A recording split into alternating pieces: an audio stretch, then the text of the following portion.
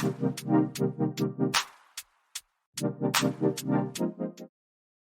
going on, everybody, and welcome to the Other Side of the Firewall podcast, where we talk about the latest and greatest in cybersecurity news, as well as we highlight those movers and shakers and glass ceiling breakers, those people of color who made it to the other side of the proverbial firewall. My name is Ryan Williams, and as always, I'm joined by Shannon Times. What's up? What's up? What's going on? And welcome to this spring break episode. So we're recording a little bit early, so if something crazy happens while I am away with the fam, I'm sorry I missed it. We'll talk about it the following week. This one's right in the middle of the week. So we just got done recording last week's that you're still watching right now, probably, or you just finished watching. And now we've already started the next week. Luckily, a lot of stuff has happened. So please continue to tune in. So Monday and Tuesday are topics. Wednesday, discussion. Thursday's Ask a CISP. So the one I just recorded time works differently this way. So the one that you had just watched would have been Jacob Hill. So GRC Academy, you have watched that one. And I just recorded last night. I recorded one with Sam Brown. So Sam Brown is an author, a keynote speaker, and as well as just an all-around good guy who is working with youth.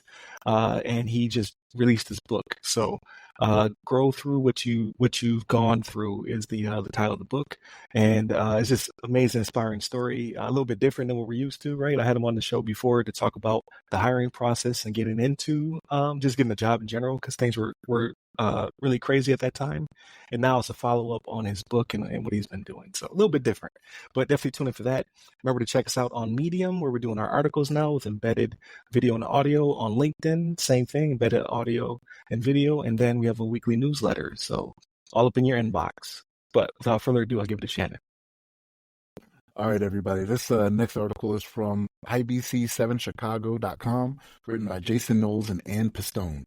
And the title of this one is Hackers Take Over Family's Cricket Wireless Account, Shut Down Phones, and Take Over Financial App. So this is the world we live in. So we have it to where we have the convenience of everything being on our phones, and this is the downfall of that. So for all of that convenience that we love to have everything at our fingertips, make everything so easy, you got people that still don't, just like save passwords wherever, on their phones, which is kind of what happened here. They had just like a note app, I think is what they said, and they had like different information on it. I think it was their garage code or something like that. But this is what can happen. So all of the smartphones on the account, they got taken over. So their banking apps, that was on their what do you call them? The brokerage accounts for like what do you call it? Your mortgage? No. Robinhood, crypto. Oh, okay. That's what it was. Crypto, yeah. Gotcha. Crypto, Coinbase was on there, so they got access to that. Yeah, they had about $1,200 in that one that they lost, $2,000 in stolen Apple Cash and gift cards that were stored on the phones. But again, this is the convenience we asked for, and this is the downfall of that right now. So there were some things they were able to stop because all of a sudden they were just on their phones. They got the SOS message like they had lost the ability to communicate on them. So things started churning in their head, and they kind of figured out, hey, something's not right here. And so they were able to get ahead of the game when it came to them possibly losing access to some stuff. So some stuff was saved. But again, everything that we have on our phone, our social media accounts, their Amazon accounts, if they got any type of streaming services on there, like they lost access to all of that. So contacts in the phone were easily hacked, passwords, account passwords they were storing on there. So bank transfers, like again, the conveniences that we want. The downfall in this is that this is what can happen. Right? Like if things aren't properly protected, and even then in the article they don't say how they lost access to it. Like they don't say whether or not it was Cricket Wireless that was at fault here, or if it's something that they did. Maybe they had some type of app on the phone to where they allowed this hacker into their lives, possibly downloading something they shouldn't be downloading, which is some of the episodes we've done. We've talked about that, like people getting these apps that are not authorized through one of the Play stores, right? Whether it be Apple or Android. And then what ends up happening is this is how these ne'er-do-wellers get in, right? But they've been dealing with this for a little while now, and they're trying to. Cricket Wireless hasn't been too much help to them about this. So they keep saying, Cricket keeps telling them nobody can help us. They can't do anything about it. And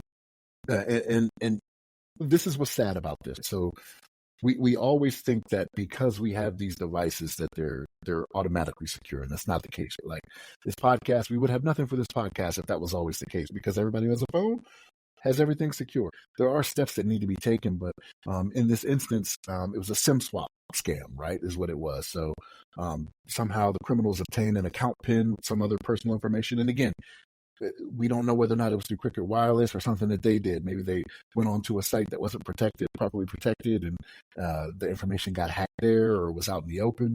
But they've just lost control of everything in their life. So be careful out there, folks. I'm just saying, like, this is what can happen when you like. I've talked to people before when it comes to cell phones, and they're like, I've even met somebody probably within the last year or so, about a year or so, didn't have a cell phone. And they, like, when they tell you why they don't have it, they sound kind of conspiracy theorist type, you know what I mean? Or they got warrant. Oh, could be. That could be too. They could be getting trapped through warrants.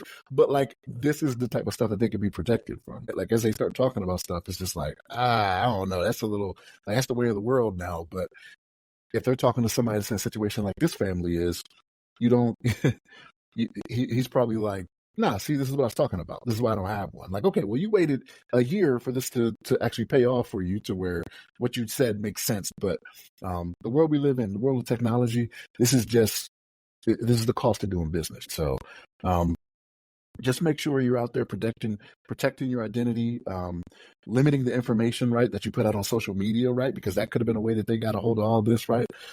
If they do hack your phone, just make sure you don't have easy passwords in there.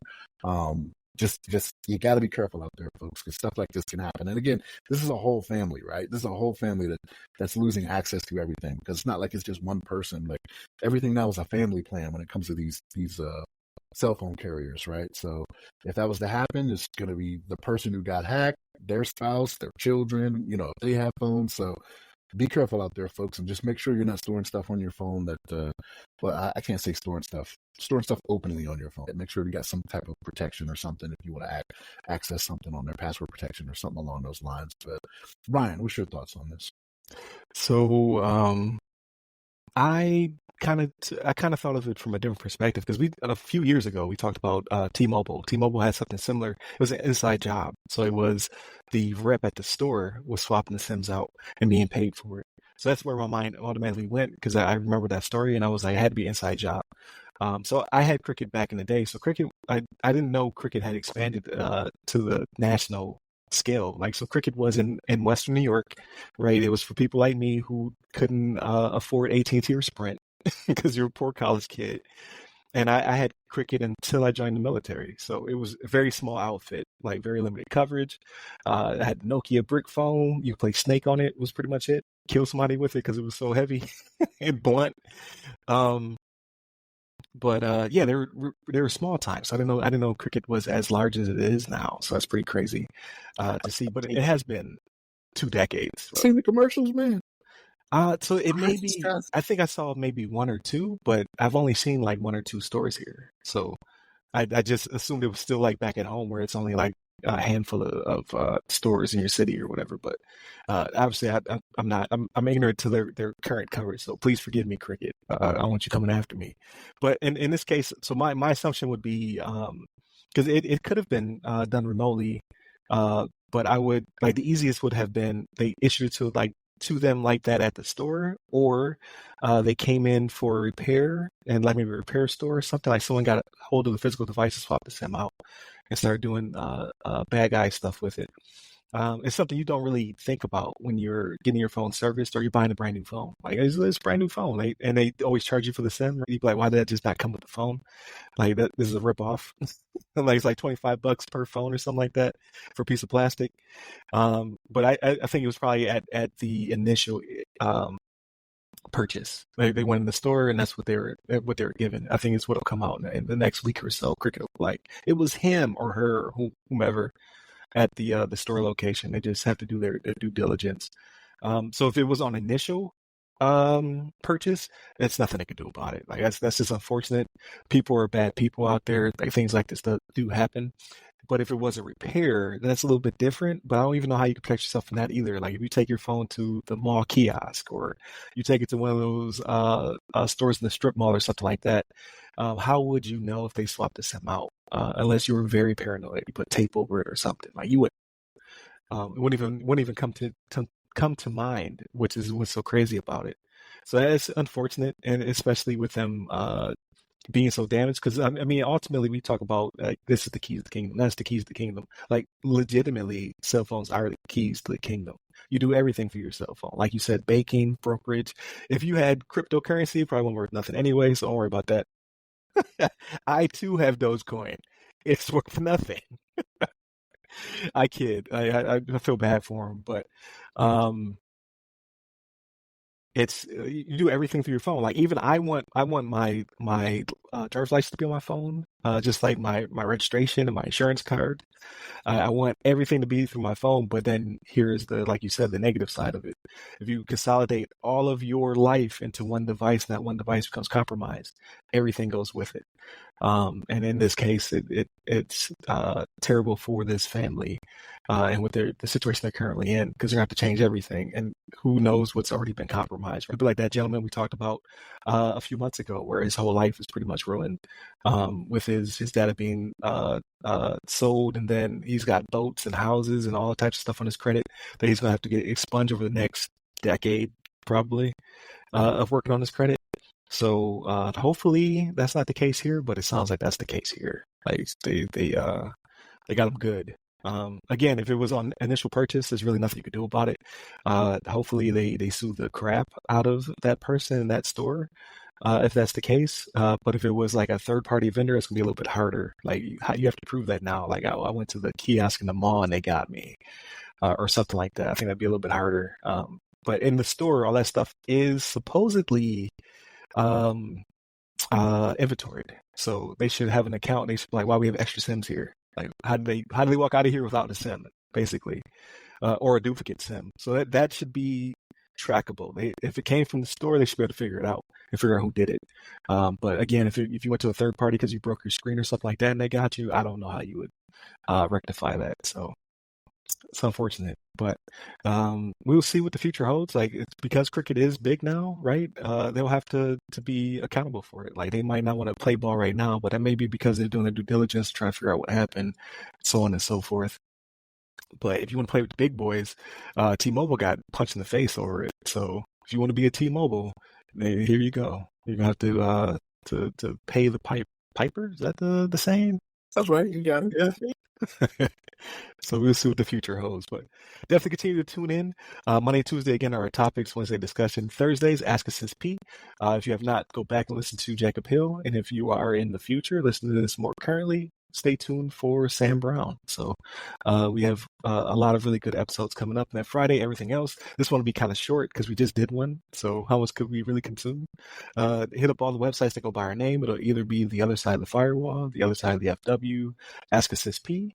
Hit me up personally. I'm at RyRy Security Guy. That's RYRY Security Guy. You can find me on LinkedIn, Clubhouse, Twitter, Threads, IG, maybe TikTok if I can get in there before it gets banned, and then Medium and LinkedIn articles as well. And then Chris Abacon, you can find him at Chris A. Bacon on LinkedIn. Stay safe. Stay secure.